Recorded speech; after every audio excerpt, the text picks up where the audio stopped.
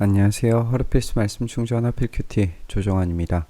오늘 함께 나눌 하나님 말씀은 민수기 32장 20절에서 42절까지 말씀입니다.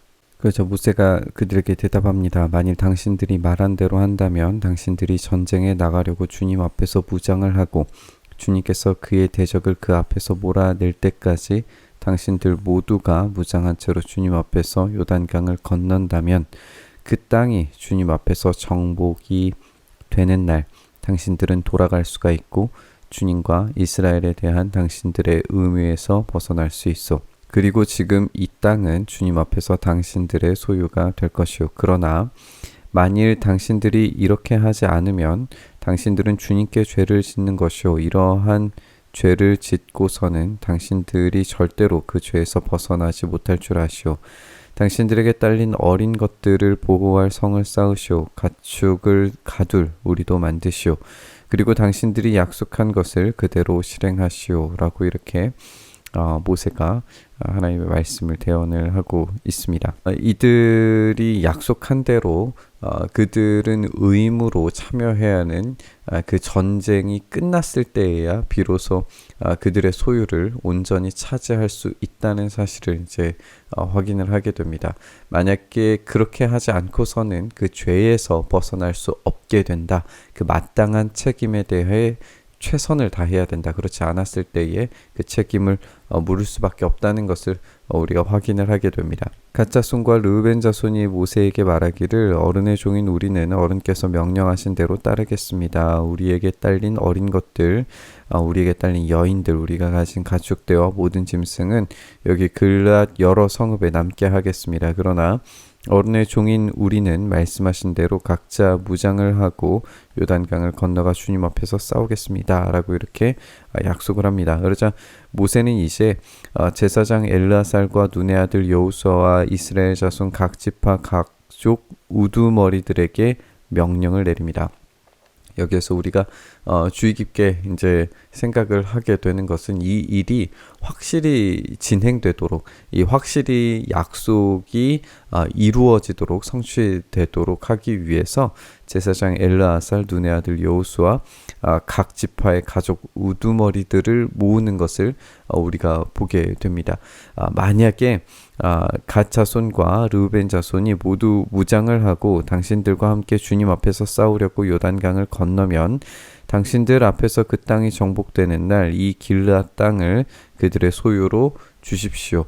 이렇게 그들의 책임을 마땅히 다 감당했을 때에 그 약속에 따른 그 땅을 길앗 땅을 그들의 소유로 주게 될 겁니다. 하지만 그들이 당신들과 함께 무장을 하고 요단강을 건너지 않을 때에는 가나안 땅에서 당신들과 함께 재산을 받게 하십시오라고 이렇게 말하게 됩니다.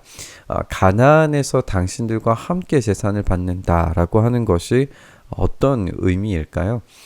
지금 이 명령이 제사장 엘르아살과 눈의 아들 여호수아 가장 핵심적인 이스라엘 지도자들과 그리고 각 지파 가족 우두머리들 모두에게 명령되고 있는 것으로 보아서 그들이 이 지금 르우벤과 갓 자손들이 무장을 하고 건너지 않았을 때에 그들에게 무장을 하고 건너도록 어떤 강제력을 동원할 수 있도록 지금 명령을 내리는 것으로 이해할 수 있습니다.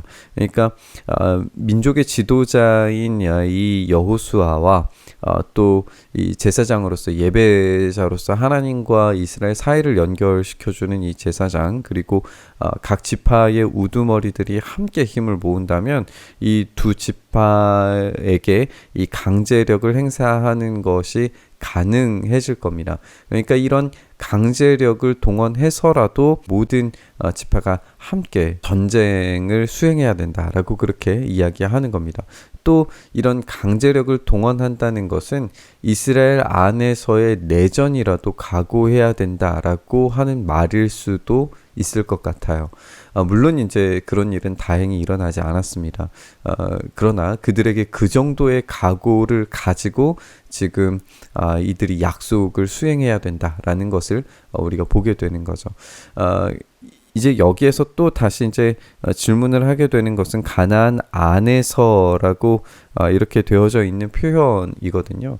이제 당신들과 함께 재산을 받게 하라라고 하는 명령은 이제 원문에 따르면 당신들 가운데서 받으라라고 하는 명령으로 해석을 할 수 있기 때문에 그들이 원래 차지할 수 있는 것에서도 확실히 어떤 작은 분량을 받게 될 것이다 라고 하는 이야기로 우리가 생각을 해볼 수도 있습니다. 이렇게 갓 자손과 루벤 자손에게 서로에게 이 약속을 하게 되었을 때에 대답하기를 어른의 종인 우리는 주님께서 말씀하신 대로 하겠습니다. 우리는 주님 앞에서 무장을 하고 요단강을 건너 가나안 땅으로 들어가겠습니다. 그러나 우리는 요단강 이쪽에서만 우리의 소유가 될 땅을 차지하겠습니다. 모세는 갓 자손과 르벤 자손과 요셉의 아들 므낫세 반쪽 지파에게 아모리의 시온 왕국과 바산 왕 옥의 왕국을 주게 됩니다. 그것은 그 땅 전체와 거기 딸린 성읍들과 주변 영토를 포함한 것이었어요. 갓 자손이 건축한 성읍은 디본과 아다롯과 아루엘과 아다롯소반과 야스엘과 욕부하와 벤니무라와 베타란 등인데 요새화된 성읍들이었습니다. 가축을 기를 우리도 만들었어요. 루벤 자손이 건축한 성읍은 헤스본과 엘라알레와 기랴다임과 느보와 나중에 이름이 바뀐 바알몬과 신마 성읍 등입니다. 그는 성을 쌓은 다음에 그들이 세운 성읍들의 새 이름을 붙였습니다. 므낫세의 아들 마기일의 자손들은 길르앗으로 갔어요. 거기에 있던 아모리 사람을 더러는 사로잡고 더러는 내쫓습니다. 그래서 모세가 길르앗을 므낫세의 아들 마길에게 주었고 거기에 정착합니다. 므낫세의 아들 야일은 정착할 곳을 차지하고서 그곳을 하본 야일 야일의 마을이라고 하는 이름으로 부릅니다. 노바는 그낫과 그 주변의 주민들을 정복하고 자기 이름을 따서 그것을 노바라고 이렇게 부르게 됩니다. 그들이 받기로 한 땅들에 이 요새화된 성읍들과 가축을 기를 만한 우리를 만들고 이들이 거기에 있었던 정착민들을 내쫓고 마치 하나님께서 약속하신 그 땅을 차지하는 것처럼 이 요단 동쪽의 땅들도 차지하는 것을 우리가 보게 됩니다. 하나님 약속의 땅에 이스라엘 공동체 전체가 책임을 지고 그 땅을 차지하는 일에 하나가 되기를 원하시는 모습을 우리가 이 본문을 통해서 생각을 해보게 되는 것 같습니다. 어떠한 예외도 있어서는 안 되기 때문에 이들이 이렇게 성공적으로 땅을 차지하고 있다고 하더라도 그들은 이 전쟁에 동참을 해야 했습니다. 하나님의 신실하심과 이 이스라엘이 누릴 약속의 땅을 하나의 어떤 순종과 상급의 것으로 우리가 생각을 해본다면 그들은 적극적인 순종의 자리를 떠나서는 안 됩니다. 이 적극적인 순종의 자리에 있어야 온전한 약속의 땅을 취할 수 있습니다. 그렇지 않고 이런저런 조건만 따지고 피하려고 한다면 억지로 책임을 져야 하고 얻을 수 있는 것조차 잃어버리게 될 겁니다. 오늘 우리의 순종이 적극적이었을 때 누릴 수 있는 은혜를 생각해 봤으면 좋겠습니다.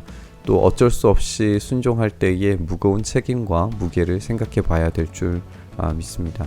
우리가 힘을 내서 적극적으로 순종할 때 우리가 누릴 수 있는 은혜와 승리, 그 상급은 우리가 생각한 것 이상으로 넘치게 우리에게 부어주실 줄 믿습니다. 오늘 우리의 삶에서 그 적극적인 순종을 통해서 우리에게 더 넘치게 얻게 하실 은혜를 기대하고 바라보면서 우리 묵상의 자리로 나아갔으면 좋겠습니다. 주님, 그렇습니다. 우리가 이 적극적인 순종을 따라서 십자가 지는 일에 온전히 나아갈 때에 우리에게 부어주시고 공급하시는 그 크신 은혜를 우리가 온전히 경험케 하여 주시옵소서. 우리가 넘어지고 쓰러지고 우리가 우리의 책임을 회피하려고 할 때마다 우리를 깨닫게 하시고 다시 원래의 자리로 돌아오게 하셔서 그 순종의 자리에서 정말 만족을 누리는 참된 열매를 얻을 수 있도록 은혜 더하여 주시옵소서. 이렇게 우리의 삶 붙드시길 소망하며 우리 주님 예수님 이름으로 기도드리옵나이다. 아멘.